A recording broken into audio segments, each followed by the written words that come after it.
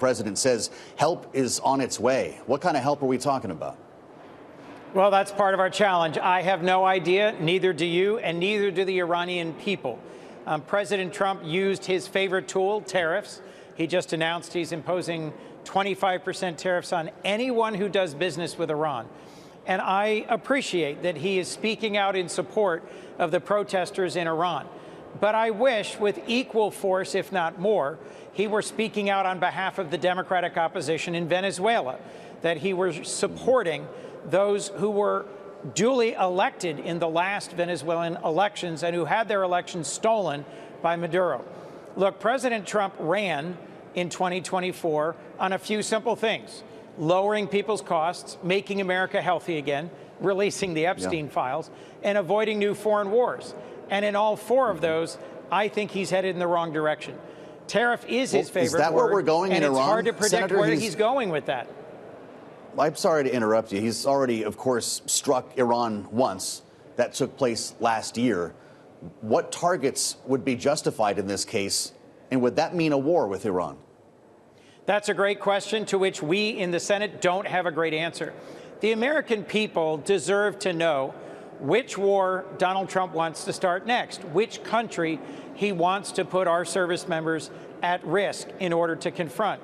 The strikes that he ordered against Iranian nuclear sites were carried out flawlessly by our armed forces with no injuries or losses to the American service members who were involved, and that's a positive.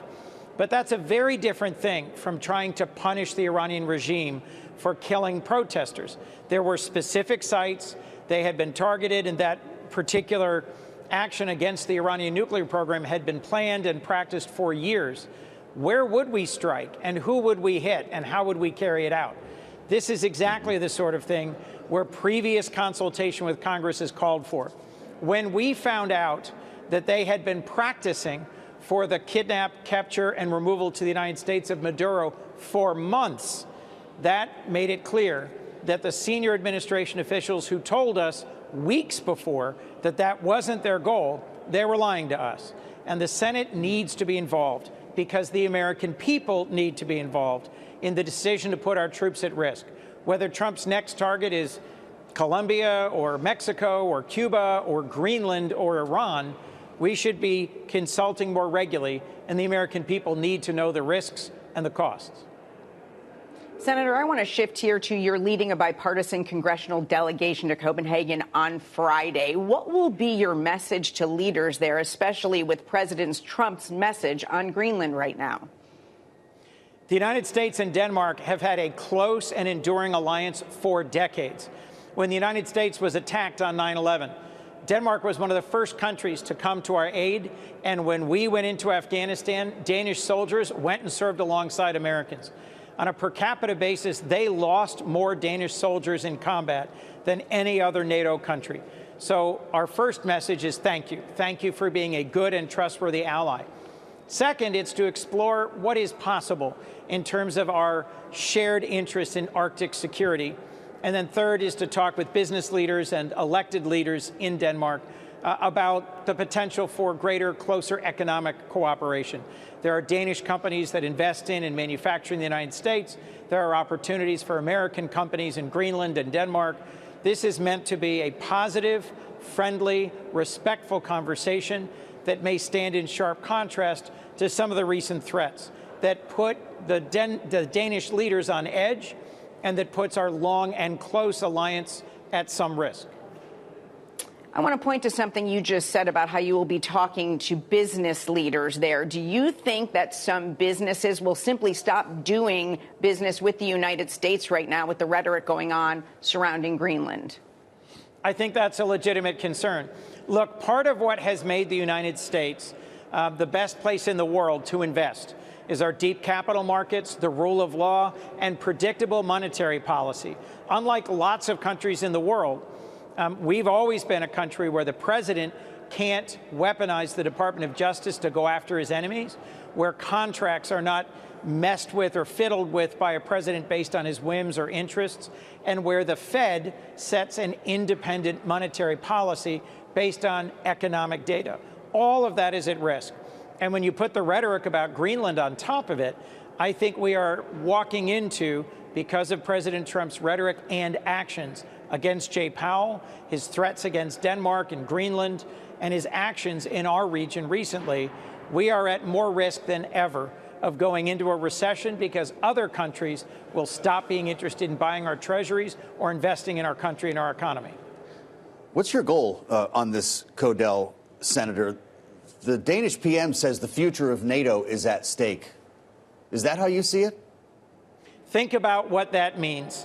One of our most trusted and loyal allies in NATO saying that the future of this alliance that has kept us safe and secure and prosperous for 80 years, that is a staggering prospect. So this bipartisan and bicameral delegation is going to present ourselves in Denmark and Copenhagen to say we appreciate you, we value the NATO alliance, we respect your service alongside American soldiers in the wars in Iraq and Afghanistan, and we want to lower the temperature and find a more positive way through this moment. Well, we want to talk to you when you get back from this, Codell, Senator. I'll be deeply curious to hear how the message is received. Today, the message from the White House is about affordability. It's a domestic one. The president was in Detroit, as you heard us discussing. You probably saw some of his address. It was not unlike the one he delivered in Pennsylvania or the one in North Carolina. We spoke with your colleague from Massachusetts right at this time yesterday, Senator Elizabeth Warren, who, of course, has been talking a lot about affordability, and got a phone call from Donald Trump after she was criticizing his economic proposals in a speech at the press club. Senator, here's what she told us about that call. I just want to say it was all about costs, about how we reduce costs for American families. And I've had proposals on the table for a very long time. Donald Trump has talked about proposals that would reduce costs, but so far hadn't lifted a finger to deliver. So for me, it's put up time. So what should the president put up here, Senator? And did you ever think you'd see a day when Elizabeth Warren and Donald Trump are working together to lower costs? No, I didn't, and they aren't. To be clear, President Trump's tariffs have raised costs on housing and housing production, on groceries, on health care. His decision to allow the Affordable Care Act subsidies to expire at the end of 2025 is doubling health care costs for millions of Americans. His decision to slap tariffs on lumber from Canada and wallboard from Mexico is raising the cost of producing housing. And his tariffs on a number of critical inputs to groceries in the average American family are raising those costs. Yes, gas prices have come down somewhat. But if you look at the total basket of costs that determine affordability for the average American family, it's gone up, not down. And the major driver of that has been Trump's tariffs, not something that Elizabeth Warren agrees with or supports.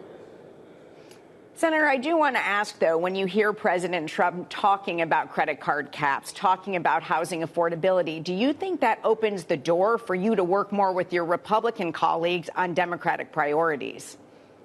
I have been talking to several Republican colleagues about bills that might move in a positive direction, rolling back some of the tariffs that are adding to the costs of housing, finding ways to support and advance the bipartisan housing policy proposals that my colleague, Senator Blunt Rochester from Delaware, and others, including Senator Warren and Senator Scott on the Banking Housing Committee, are moving forward. Affordability is clearly on the minds of millions of Americans, and there are things we have to do to address it.